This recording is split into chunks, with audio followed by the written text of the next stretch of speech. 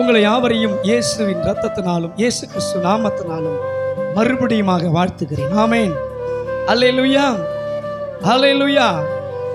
அப்ப நேற்று நான் ஜெபித்து கொண்டிருந்த போது ஆண்டவர் இந்த காரியத்தை ஏன் பேசினார் என்றால், இன்றைக்கு 2 காரியத்தை நம்ம பார்க்கலாம். ஒன்று, நாம் ரட்சிக்கப்பட்டிருக்கிற நீங்களும் நானும் ஆண்டவருக்கு அந்த பரலோக ராஜ்யத்திலே போய் ஆட்சி செய்ய போகிறோம். அல்லேலூயா, அல்லேலூயா. அதனால தான் ஆண்டவர் இந்த பூமியிலே உங்களையும் என்னையும் பரிசுத்தப்படுத்தி வைத்திருக்கிறார். ஆமென், அல்லேலூயா. எபிரேயருக்கு நிருபம் 9ஆம் அதிகாரம் அதிலே 27வது வசனம். எபிரேயருக்கு நிருபம் 9ஆம் அதிகாரம் 27வது வசனம் படிக்கலாம். 306வது பக்கம், புதிய ஏற்பாடு, எபிரேயர். அன்றியும் ஒரே தரம் மரிப்பதும் பின்பு நியாய தீர்ப்பு அடைவதும் மனுஷருக்கு நியமிக்கப்பட்டிருக்கிறபடியே கிறிஸ்துவும் அநேகருடைய பாவங்களை சுமர்ந்து தீர்க்கும்படிக்கு ஒரே தர பலியிடப்பட்டு பாவம் இல்லாமல் ஆவலுடன் தமக்காக காத்து கொண்டு இருக்கிறவர்களுக்கு ரட்சிப்பை அருளும்படி 2ஆம் தரம் தரிசனமாக போகிறார். அல்லேலூயா, அல்லேலூயா. என் அன்பு தேவ ஜனமே, இந்த சத்தத்தை கேட்கிற, இந்த சத்தியத்தை கேட்கிற நீங்களும் நானும் இந்த சத்தியத்தை கொஞ்சம் ஆராய்ந்து பார்த்தோம் என்றால், போன வாரத்தில் ஆண்டவர் ஏன் தாமதம் பண்ணுகிறார் என்று சொல்லி சில காரியத்தை நான் உங்களுக்கு சுட்டி காட்டினேன். ஆனால் இன்றைக்கு இந்த வரி என்ன படிங்க, இந்த 28வது வசனத்தை. கிறிஸ்துவும் அநேகருடைய பாவங்களுக்காக சுமந்து தீர்க்கும்படி போதுமா? ஆண்டவர் அநேகருடைய பாவங்களுக்காக, அநேகருடைய சாபங்களுக்காக அவர் சுமந்து தீர்த்து நம்மளை பாவ மன்னிப்பை பெற்றுக்கொள்ளும்படியாக இந்த பூமியிலே மாத்திரம்தான். எப்படிப்பட்ட மனிதனாய் இருந்தாலும் பாவ மன்னிப்பு உண்டு. நாம எத்தனையோ இடத்துக்கு, எத்தனையோ கோவிலங்களுக்கு ஓடலாம், எத்தனையோ பேரை பார்க்கலாம், நமஸ்காரம் பண்ணலாம், எத்தனையோ பூஜா நமஸ்காரம் பண்ணலாம். ஆனால் இயேசு கிறிஸ்து உனக்காக எனக்காக ரத்தம் செஞ்சிருக்கிறார். ஆமென், அல்லேலூயா. ஏன் பாவ மன்னிப்பு பெற்றுக்கொள்ள வேண்டும் என்றால், நாம் அவரோடு ஆட்சி செய்ய. ஆமென்.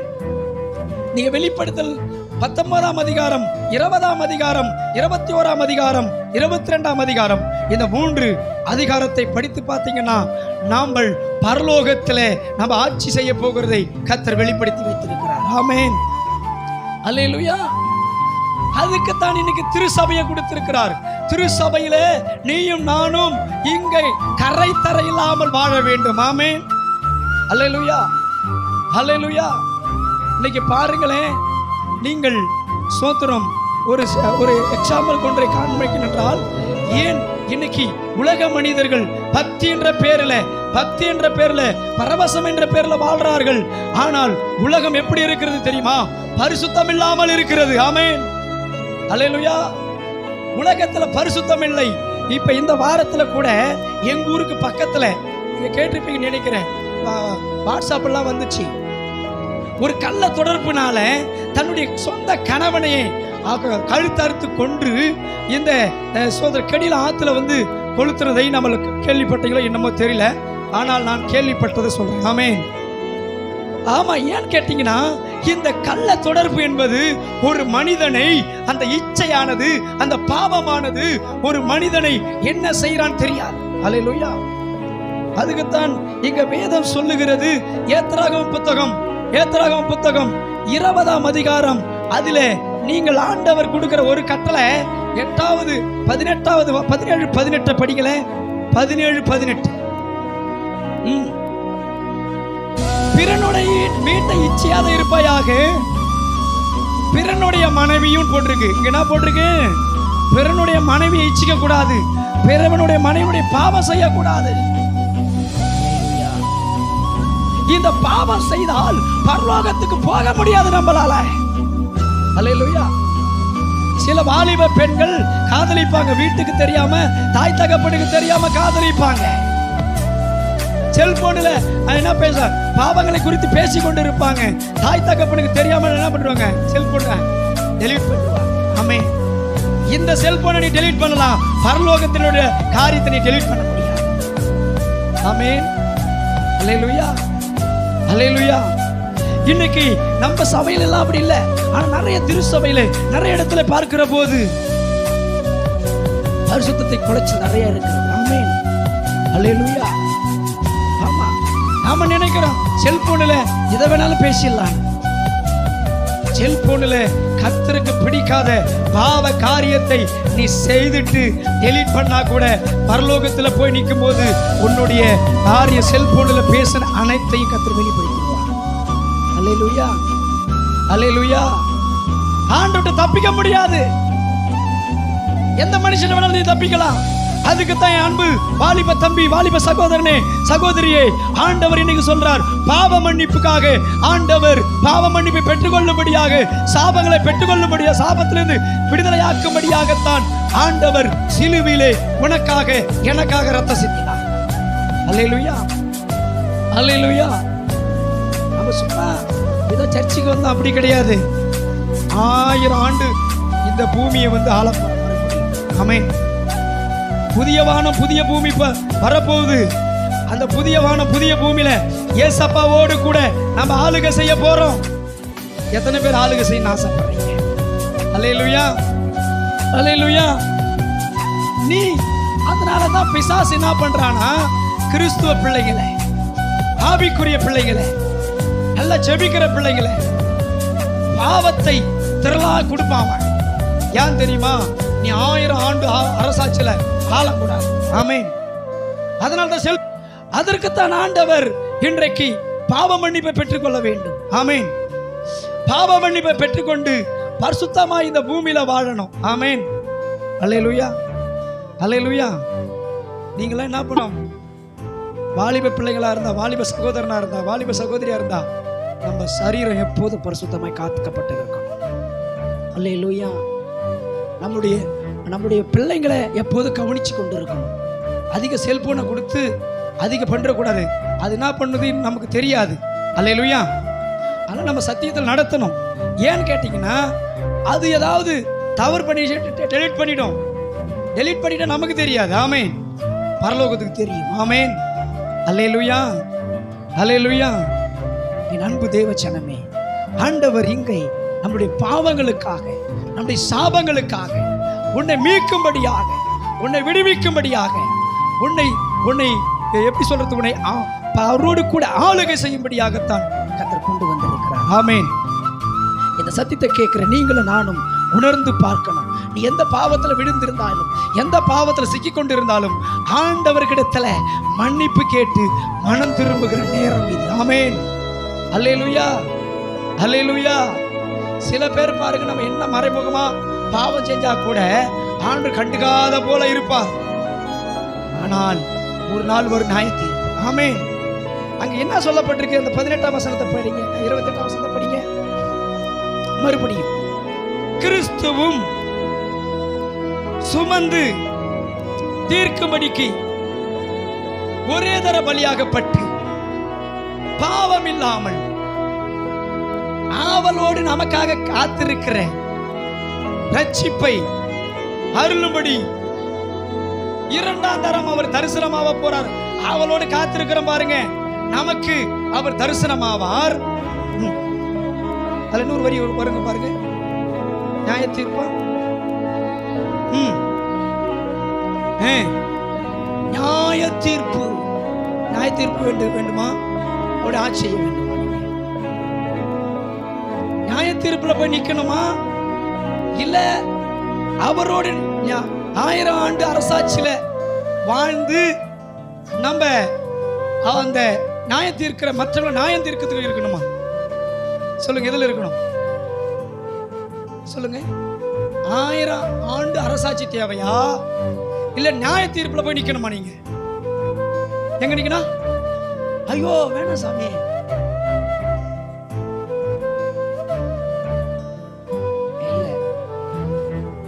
அப்படி நின்னா ஜட்ஜ்மெண்ட் எங்க நடக்கணும்?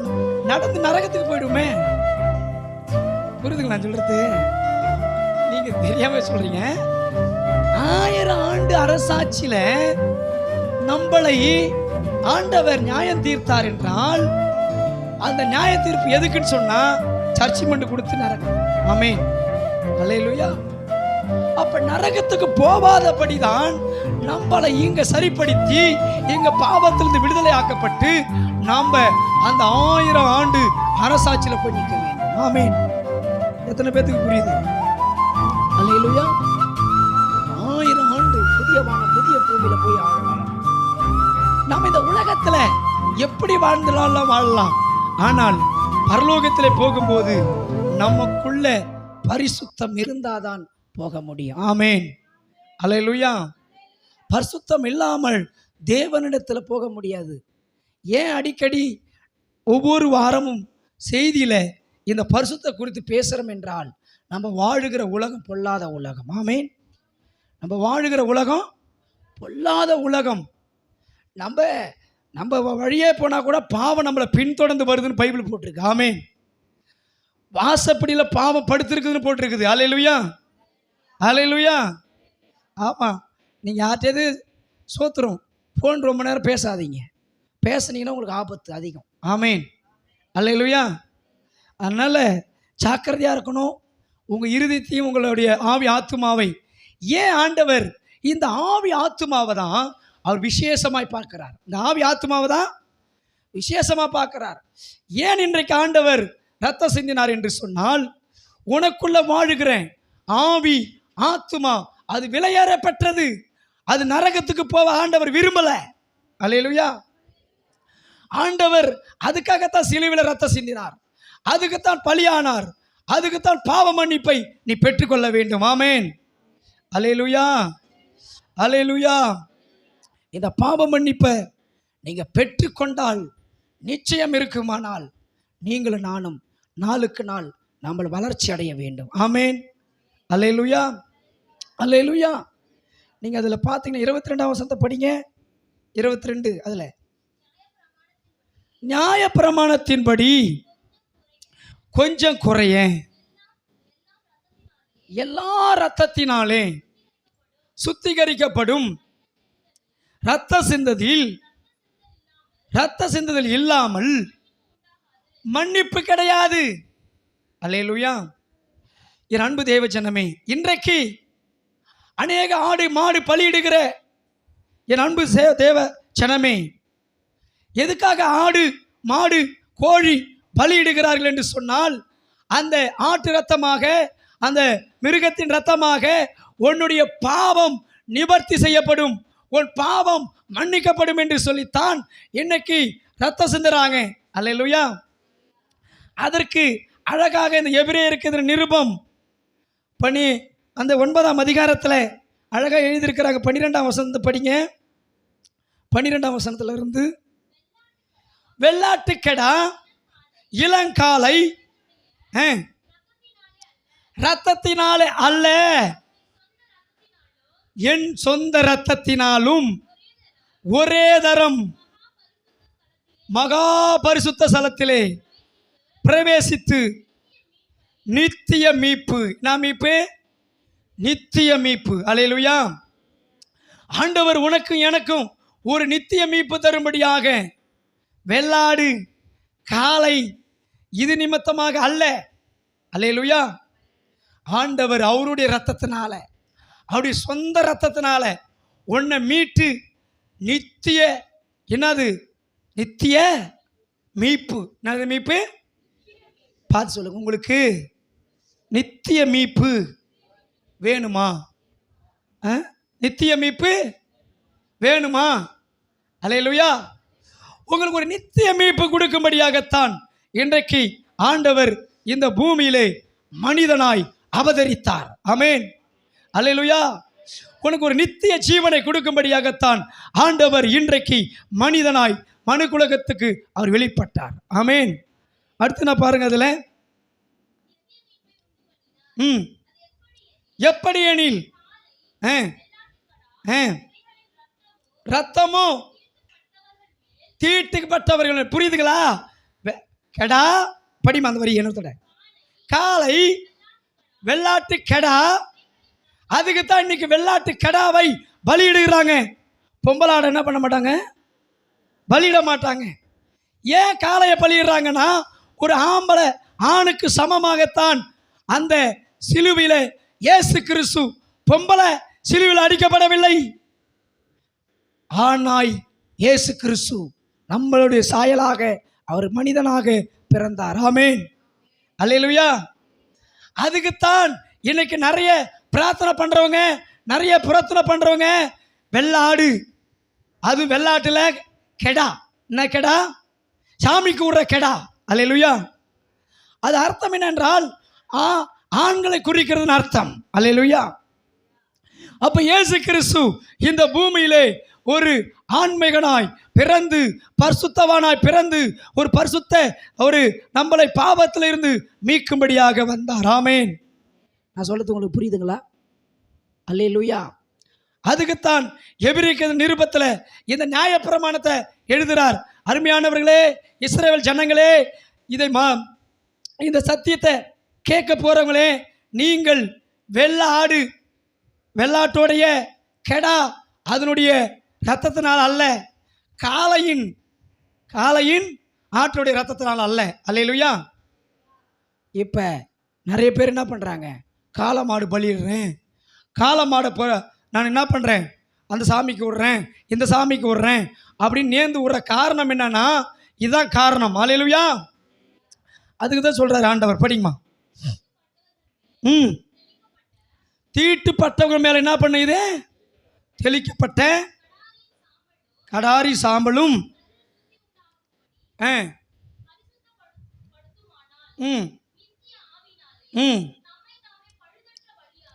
பழுதற்ற பலியாக நித்திய, அந்த ஒரு வருடம் தொடப்படிங்க, நித்திய ஆவினாலே தம்மை தாமே பழுதற்ற பலியாக தேவனுக்கு ஒப்பு கொடுத்த கிறிஸ்துனுடைய ரத்தம் ஜீவனுள்ள தேவனுக்கு ஊழியம் செய்வதற்கு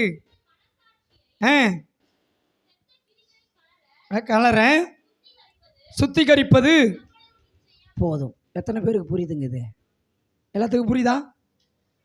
அப்ப வெள்ளாட்டு கெடா, காளை, இந்த ரத்தம் நம்முடைய பாவத்தை சுத்திகரிக்காது, நம்முடைய வாழ்க்கையை சுத்திகரிக்காது. ஆனால் இயேசு கிறிஸ்து ரத்தம் உன்னுடைய பாவத்தை சுத்திகரிக்கும். இயேசு கிறிஸ்து ரத்தம் உன் சாபத்தை சுத்திகரிக்கும். இயேசு கிறிஸ்து ரத்தம் உன் தரித்திரத்தை மாற்றும். அல்லேலூயா, அல்லேலூயா. அதுக்குத்தான் ஆண்டவர் சொன்னார், அல்லேலூயா, இயேசு கிறிஸ்து ரத்தம் சகல பாவங்களை நீக்கி சுத்திகரிக்கும். அல்லேலூயா. இன்னைக்கு தலைப்பு என்ன சொன்னேன் நான்? பாவ மன்னிப்பு நிச்சயத்தை பெற்றுக்கொள்ளணும். இந்த பூமியில எப்படிப்பட்ட பணக்காரனா இருக்கலாம், எப்படிப்பட்ட பட்டத்தாரியா இருக்கலாம், எப்படிப்பட்ட ஏழையா இருக்கலாம், அது ஆண்டவர் கேள்வியில நீ பாவ மன்னிப்பு பெற்று இருக்கணும். இந்த பூமியில, அல்லேலூயா, இந்த பூமியில நீ பாவ மன்னிப்பு பெற்று இருக்கணும். பாவ மன்னிப்பு பெற்றாதான் பரலோக ராஜ்யத்துக்கு போக முடியும். ஆமேன். அல்லேலூயா, அல்லேலூயா. பாவ மன்னிப்பு இல்லாம பரலோகத்துக்கு போக முடியாது. ஆமேன். அல்லேலூயா. நீங்கள் படிச்சு பார்த்தீங்கன்னா 26, 28 மத்தேயு சுவிசேஷம் 26, 28 சொல்லுது. ஆண்டவர் சொல்றாரு, என்ன சொல்றாரு பாருங்க. பாவ மன்னிப்பு உண்டாகும்படி அநேகருக்காக சிந்தப்படுகிற புது உடன்படிக்கைக்குரிய இரத்தமாயிருக்கிறது. அல்லேலூயா. அநேக பேரை பாவத்திலிருந்து மீட்கும்படியாக இது சிந்தப்படுகிற ஒரு புதிய உடன்படிக்கையின் என் இரத்தமாயிருக்கிறது. அல்லேலூயா. இன்னைக்கு இந்த ரத்தத்தை, இந்த சரீரத்தை, இந்த ரத்தத்தை நீங்களும் நானும் பானம் பண்ணி புசிக்க போறோம். அப்ப ஆண்டவர் உங்களுடைய மீட்புக்காக என்னுடைய மீட்புக்காக ஆண்டவர் என்ன பண்றாரு? சிலுவையிலே தன்னைத்தானே பலியா ஒப்பு கொடுத்தார். ஆமென். அல்லேலூயா, அல்லேலூயா. அப்ப நீங்க என்ன பண்ணணும்? அந்த இரத்தத்துக்காக நம்ம எப்பொழுதும் ஏங்கி நிற்கணும். ஆமென். அவருடைய சமூகத்துக்காக எப்பொழுது ஏங்கி நிற்க வேண்டும். அல்லேலூயா, அல்லேலூயா. நீங்க பார்த்தீங்கன்னா அடுத்தது அந்த லூக்காயின சுவிசேஷம், லூக்காயின சுவிசேஷம் 3ஆம் அதிகாரம், அதில் 6வது வசனம் படிக்கலாமா? 6வது வசனம். அவன் போய் பாவம் மன்னிப்புக்கென்று மனம் திரும்புதலுக்கு ஏற்ற ஞானசனத்தை குறித்து பிரசங்கித்தான். அல்லேலூயா. இந்த யோவான் சானகன் அவர் முதலாவது வந்தது ஜனங்களுடைய பாவ மன்னிப்புக்கென்று. அவன் யோர்தான் கிராமங்கள், யோர்தான் நதியிலே அவர் அநேக இடத்துல பாவ மன்னிப்புக்கென்று அங்கு பிரசங்கம் பண்ணி கொண்டு இருக்கிறான். ஆமென். அல்லேலூயா. இன்றைக்கு நம்முடைய வாழ்க்கையில் பாவ மன்னிப்பை பெற்றுக்கொள்ள வேண்டும். ஞானஸ்தானம் ஒரு அடிப்படை. ஞானஸ்தானம் ஒரு அடிப்படை, ஒரு முதல் படி. ஞானஸ்தானம் என்பது ஒரு முதல் படி. 2வது படி பரிசுத்தம். 3வது படி அவருடைய வருகை வரைக்கும் காத்து கொண்டு இருக்கிறீங்க பாருங்க, அதுதான் பூரணமான பரிசுத்தம். ஆமென். அல்லேலூயா. இன்னைக்கு ஞானஸ்தானம் எடுத்தவங்க பாவம் செய்யாத இருக்கிறாங்களா? ஞானஸ்தானம் எடுத்தவங்க தான் நிறைய பாவம் செய்கிறாங்க இன்னைக்கு. அல்லேலூயா, அல்லேலூயா. ஏனென்றால் ஆண்டவர் இன்றைக்கு அந்த யோவான் சானகன் அவன் பிரசங்கம் பண்ணும்போது அங்கே எல்லாரும் அதிகாரிகளாம் இருதயத்திலே குத்தப்பட்டவர்களாய் அந்த பாவ மன்னிப்பை பெற்றுக்கொள்ளும்படியாக வருகிறார்கள். ஆமென். அல்லேலூயா. இந்த பூமியில் உங்களை என்னையும் ஆண்டவர் பாவ மன்னிப்பை பெற்றுக்கொள்ளும்படியாக